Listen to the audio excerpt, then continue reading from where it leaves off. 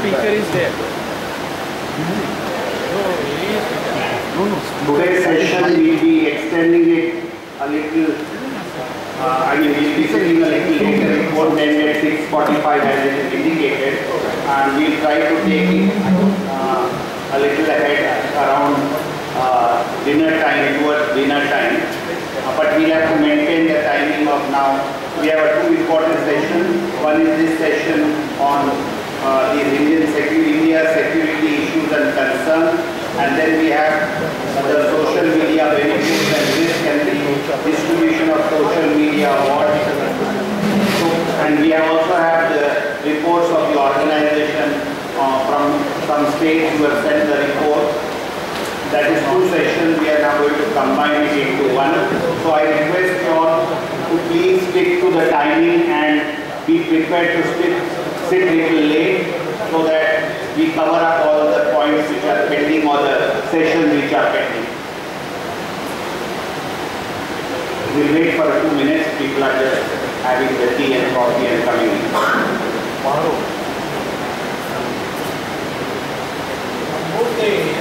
Acting a little forward. So they remove this platform a little ahead. Because then the people from there can't see it.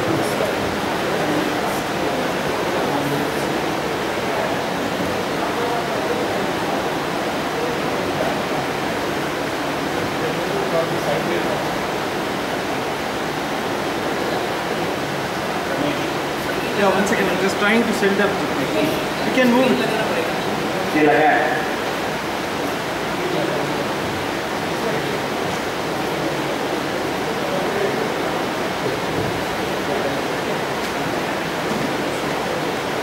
Abhijit, you don't have any presentation, huh? Only these images and the video.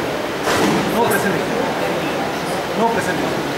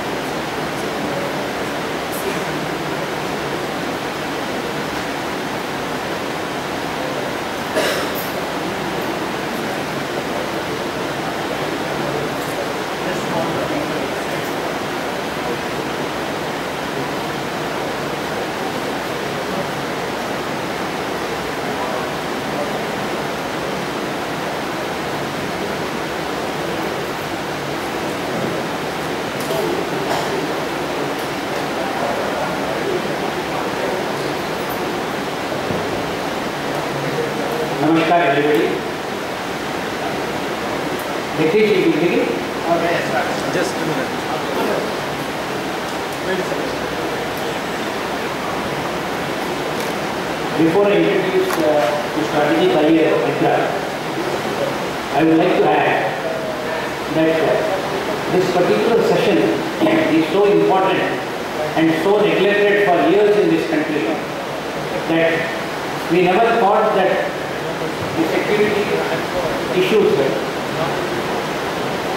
we never thought about security issues of this country right from the days of Muhammad bin Tullah. We always thought, Upalwala dekega, God will take care of us.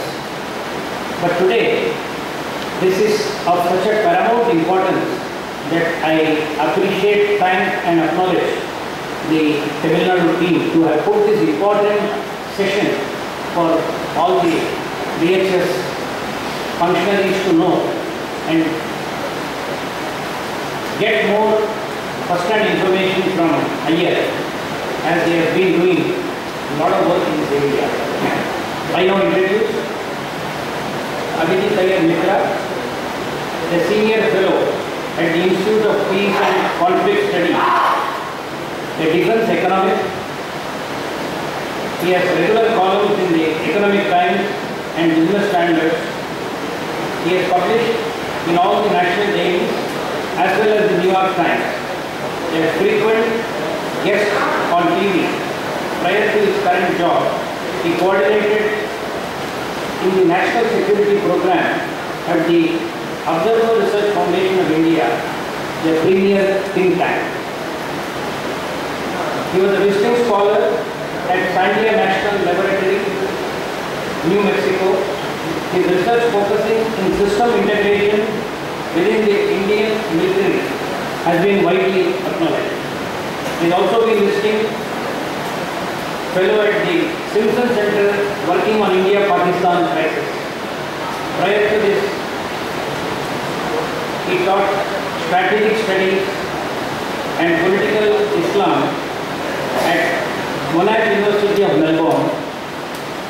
He holds both a private pilot license and a dive master's. Over to Iyer.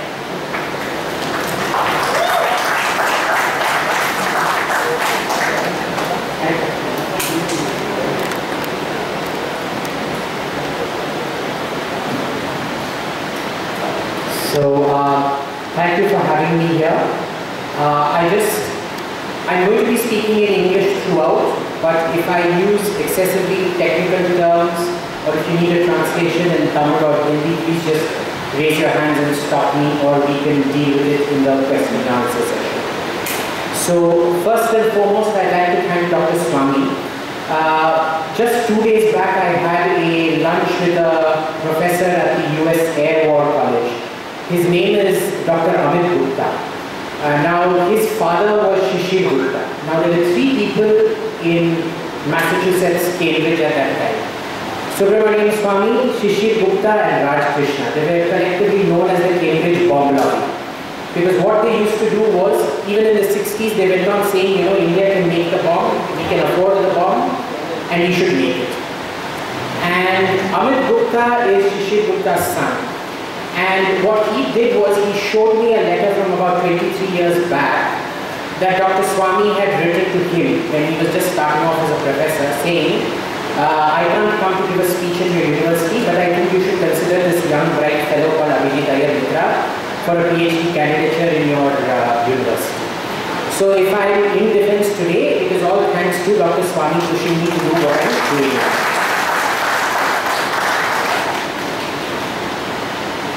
So I'm going to focus mostly, I mean, there's so many things we can talk about. I'm mostly going to focus on the Rafale and on what happened in Balakot. And the main reason for that is because you hear too much technological, jargon-filled stuff that goes over everybody's head. So I'm going to try to make this as simple as possible for everyone. So now in the 1990s, how many of you remember that we had these planes called the MiG-21 that used to crash very regularly? Almost one every day. Put your hands up if you all remember that.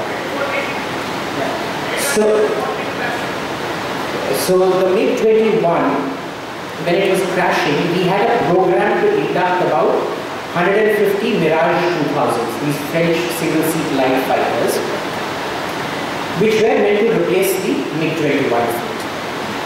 Now here again, in those days, I used to be a big fan of Soviet and Russian style aircraft, and Dr. Swami even in those days used to tell me, Abhijith, you're talking very stupidly, these Russian aircraft are useless.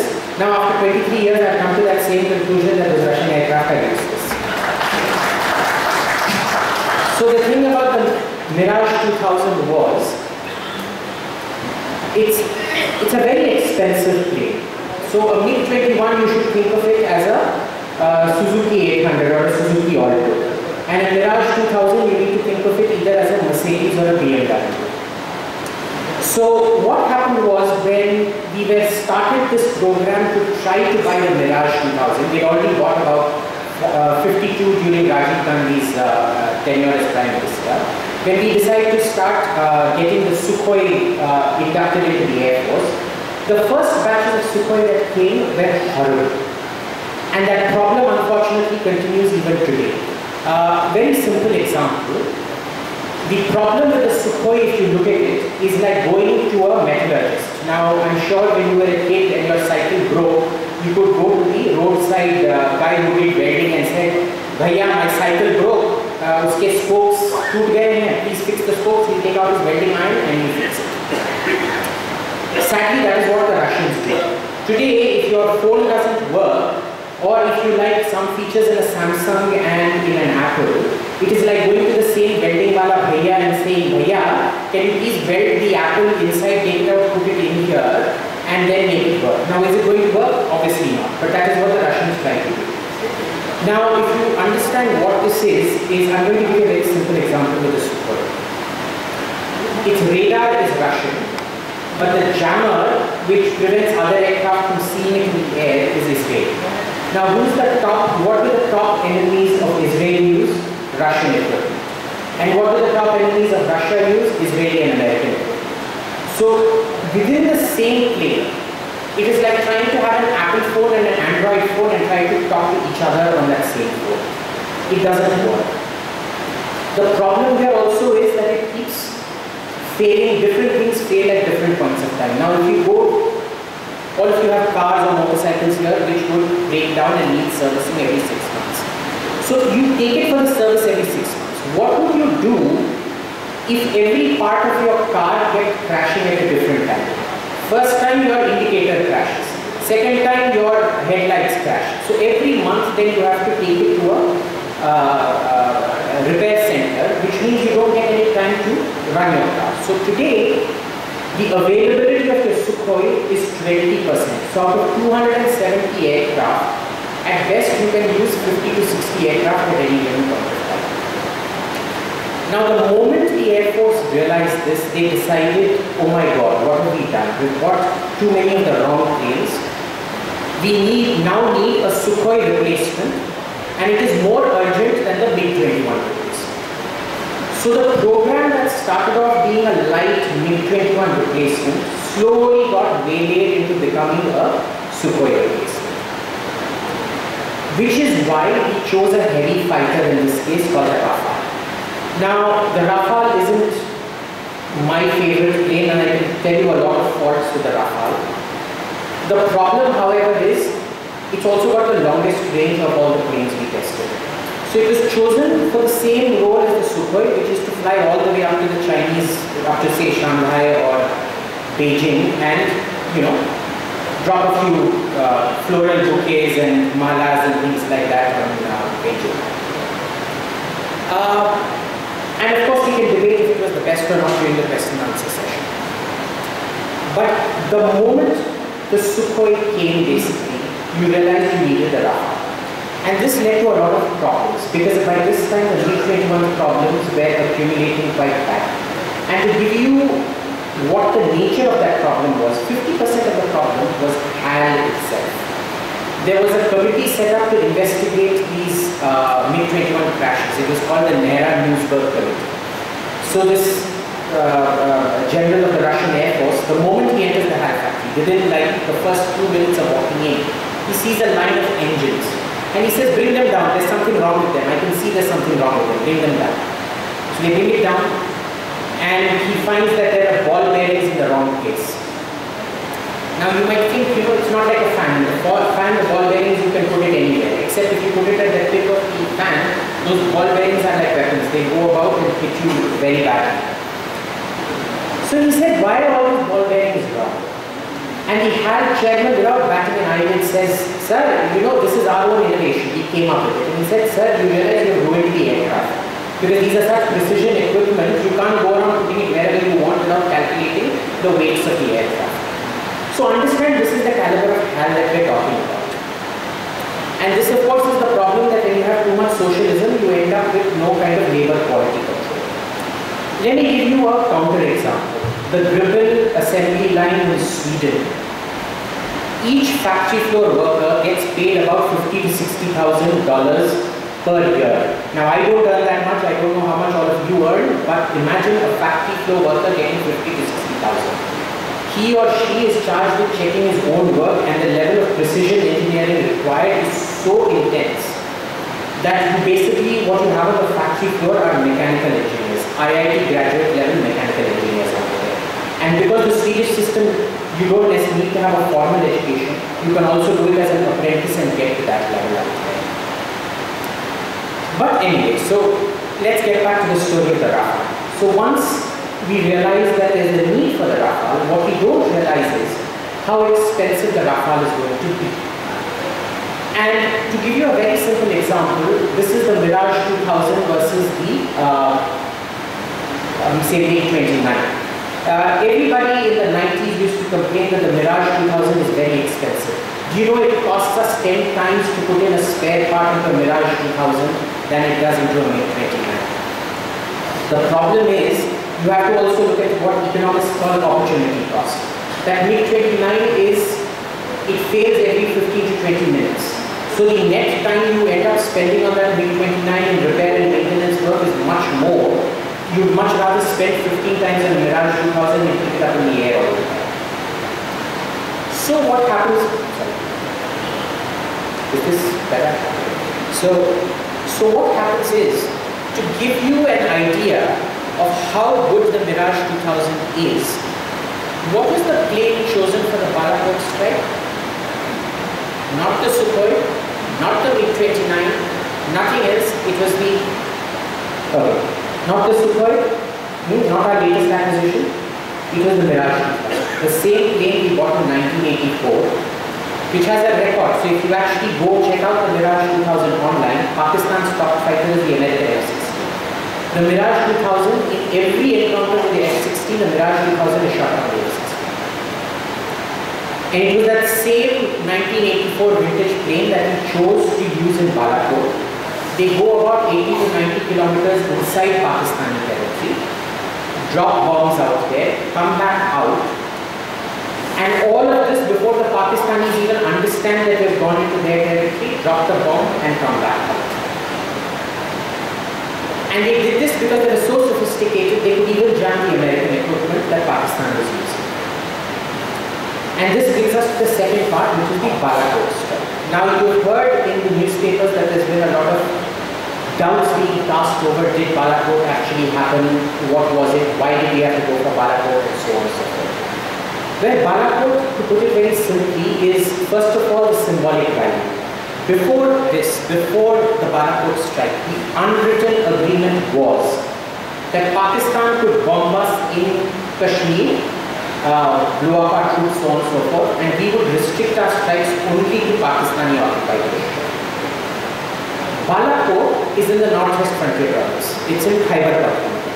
So literally, for the first time since 1971, you have attacked Pakistan proper. Not Pakistan occupied Kashmir, Pakistan proper. Second, what have you done? Why Balakot? Because it was the Jaish-e-Mohammed's main training facility. Now, let's take an example. Say, who do we not like in VHS? I don't know, say somebody wants to get rid of VHS. They're too much of a threat to their secular narrative. What is easier? Is it easier tracking down each and every one of you in your houses and killing you off? Or waiting for the VHS convention to happen here and then dropping a bomb here? Obviously, it's better to bomb the VHS convention, right? So that is what Balakot was. It was a terrorist convention. It was like the Jihadi Hilton. It was Jaish-e-Jihad, Hilton, or Sheraton, whatever your preferred hotel brand is. It was about 300-400 terrorists all collected in one spot. So what happens is, our Air Force decides this is a valuable opportunity. We go in and we hit them. And I can tell you both from primary sources and from secondary sources, which we all maintain because there's always been informal channels of communication between India and Pakistan, that hit was devastating. It killed at least 40 to 50, definitely not 300, but 40 to 50 very high value militants. Now, why is 40 to 50 high value militants important? Because you also need to understand what kind of with the Jaish-e-Mohammed are. Unlike normal jihadis who are just trained, they're taught to march left, right, left, right, left, right, they're put bombs onto and they're told to blow themselves up. These are extremely high value operations. They are chosen to target very high value operations.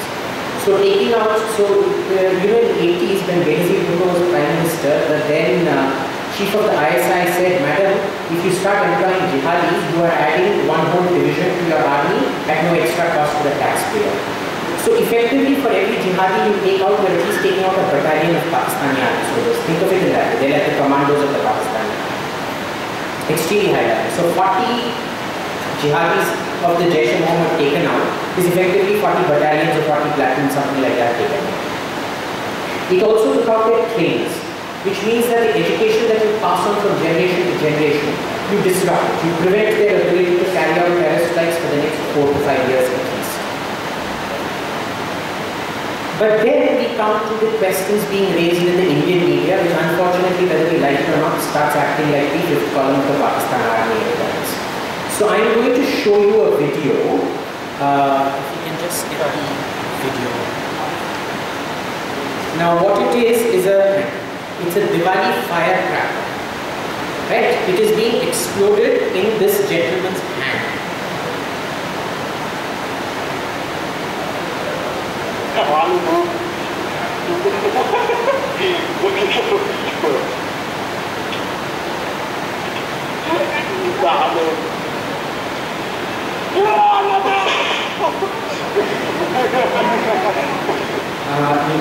The second video, not the first video.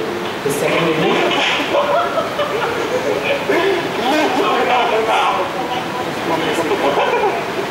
me a second. The rest are all images. Just give me a second. Okay, don't worry. I'll just tell you what that second video was. It was that, the red bloody that you use in Diwali, the 10,000 kind of thing.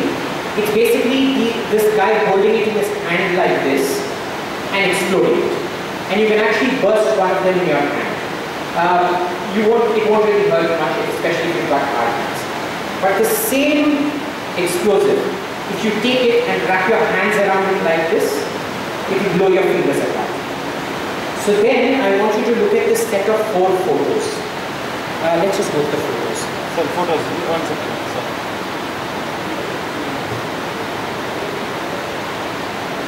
Which one? Let's start with the photo on the left extreme. This one? Yeah.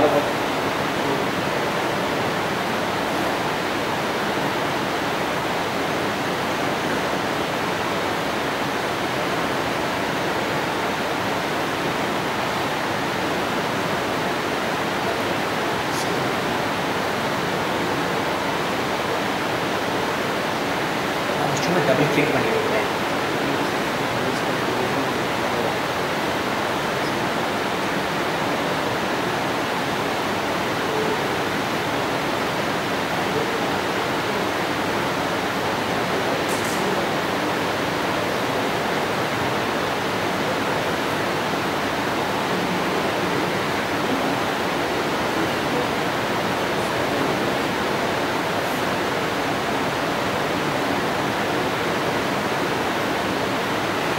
I'm just going to talk you through this. So what happens is in the second photo, you basically see lots of things that look like little pock marks.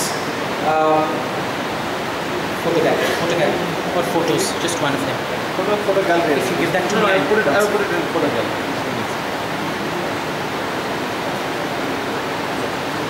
Okay, so this is the site, and what I want you to look at here, can you see these 3 small black marks here?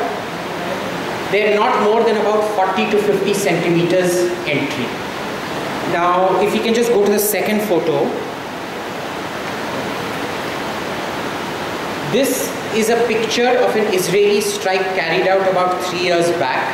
This was a big depot, and these are the same 40 to 50 centimeter kind of entry holes that you see coming out. Next photo, please. Now you might think not much damage, but this is the photo from the other side. Look at the interior. It's been completely destroyed. Right? And the third, next one. and this is the view from the outside. So if you were taking a satellite image of it, you'll see those same holes up here, very small holes, but look at the extent of damage here. And it hasn't destroyed the whole building. And this is why that cracker example is important. Why? Because if you look, this building isn't really well protected on the side. So it's like exploding a cracker in your fire hand. The blast energy goes off like that very quickly. As opposed to if it was an armored building, if you hold it in your hand, you would have seen this entire building would have come down and been destroyed completely. So you need to understand that there is a whole propaganda campaign being spread saying that there was no damage done. And first of all, I mean, forget the propaganda bit of it. It is basically spread by people who don't understand retrograde physics. And when you have defense experts who don't understand physics, then you are in very serious trouble. But let me explain this to you in even simpler terms. You remember ambassadors, those big Hindustan ambassadors, and you know modern cars like say BMW or Mercedes, which have things called crumple zone. So in the olden days, if you had a high-speed crash with an ambassador, the ambassador would be okay. Nothing would have happened to the ambassador. They'll say it's built like a tank, sir. You look at it, kuch nahi hua. But inside, everybody would have been pulverized. Because the force of that impact, it travels and hits your body and it crushes your bones. But in a BMW or Mercedes, they have a crumple zone. So what happens is, everybody complains that these Japanese cars, they're so bad. I remember my ambassador, it never used to get a single mark. But this Suzuki, when I go rub it up against a car, it has these 2 marks. That is done for your safety. Because what happens is the car absorbs the energy of the impact and it doesn't pass it on to your body. If your body absorbs it, you are basically dead on the spot. And that is how this bomb works. It enters a building, then it releases its energy, and the difference here is it doesn't act. So if you watch movies, unfortunately, you will think it is that big fireball, Hollywood style that kills you. It isn't. You won't even know what kills you. The fire won't even come near you, it is pure shock waves that come, and it is worse than putting you in an illy grinder and grinding you. That is the kind of force we are talking about. So make no mistake about it, we did kill a large number of militants. And then what happened?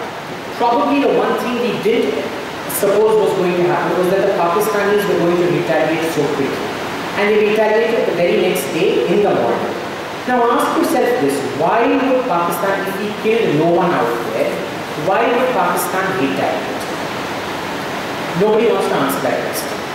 Second, we know we were caught kind of napping is because you need to maintain operational security. When you're planning such a secret operation going deep into Pakistani territory, hitting them and coming back, you can't let every altu-faltu know, hey, listen, we're going off tomorrow into Pakistani territory, put your guard up. Because the Pakistanis detect it immediately and put their guard up. But what happened on that second day? 24 F-16s basically tried to enter Indian territory and bomb the brigade headquarters in Washington. And against that, we had only 8 aircraft. So imagine 8 of ours against 24 of theirs. 8 aircraft, of which only 2 were properly working, the Mirage 2000s. The remaining 4 were MiG-21s and Sukhois, which has been established, don't really work. In spite of that, look at the training and caliber of our pilots that a MiG-21 from a 1960s era was still able to shoot down a Pakistani F-16. And this brings us to the second point, which is that it has, yes, Russian equipment is rubbish, but it is not the equipment that matters as much as the person flying the equipment that matters. You invest in human beings, you invest in human training, the equipment will follow. Right? Now, why did our wing commander Abhinandan get shot down? Now, when you have a 3:1 ratio, 24:8, 3:1, you are basically trying to shoot somebody down, but for every time you are trying to shoot somebody down, there are 2 more Pakistani aircraft behind you trying to shoot you down. Now imagine we managed to prevent these aircraft from coming in, bombing our headquarters, and managed to shoot down their top aircraft, and in the process you lost 1 person. It isn't bad, it isn't good, but it isn't bad either. So there is nothing to be ashamed about. Now why is it then that after achieving this much clear success, that we seem to be losing the PR war? Because if you look at Western papers since the second day onwards, they have been saying, A, you never hit anything in Pakistan, B, you probably lost 2 or 3 aircraft where the Pakistanis lost none, even though we have provided proof of an Pakistani-American supplied air-to-air missile being used.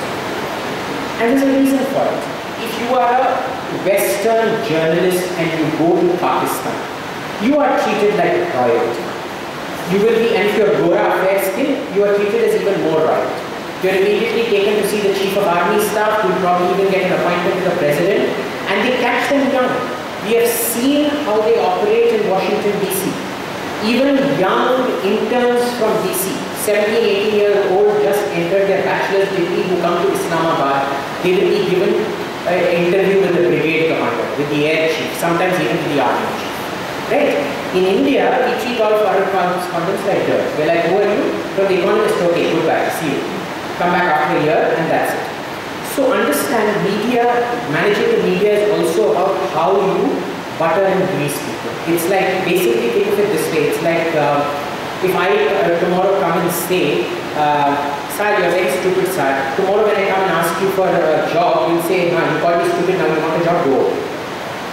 On the other hand, if I say, all you have said is the sky is blue and the grass is green. And I say, sir, what a profound statement you have made, sir. This is Nobel laureate kind, sir.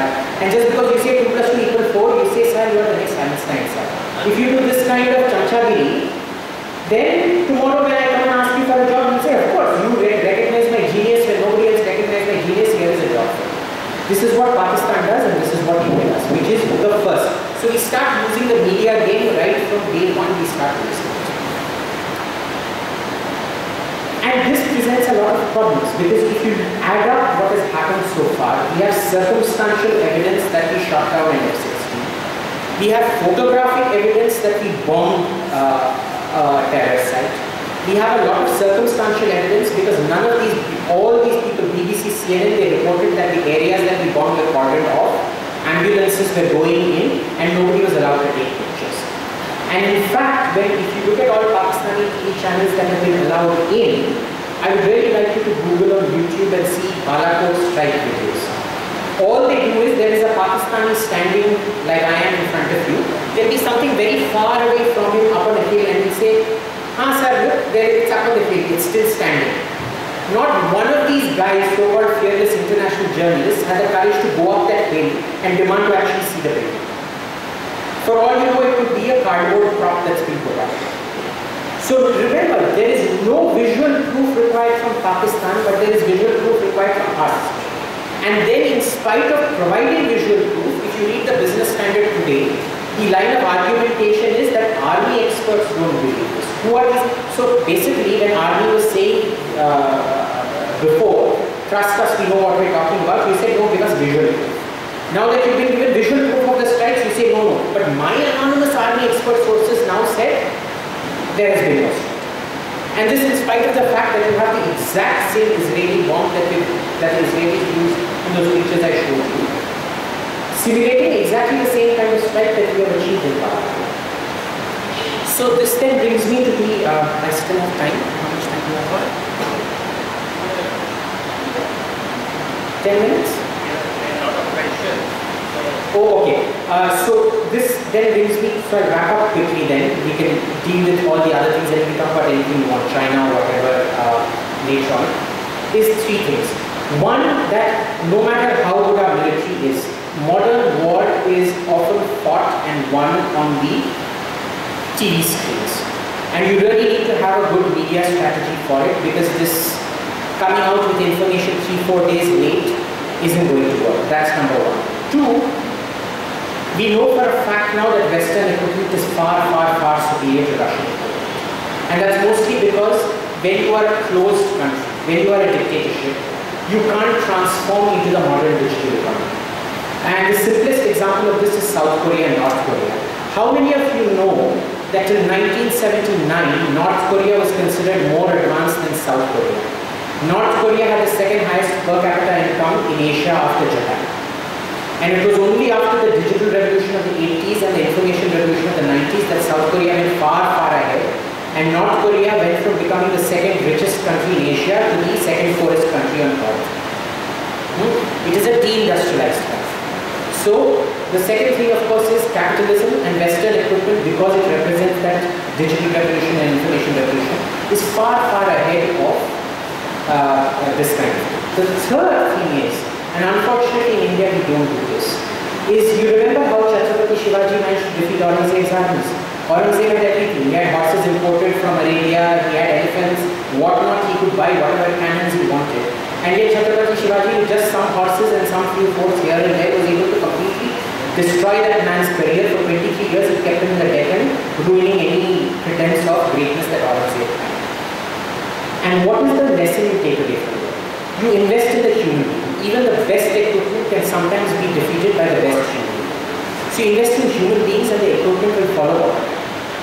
So I'll end out there and we will open it up to Q&A.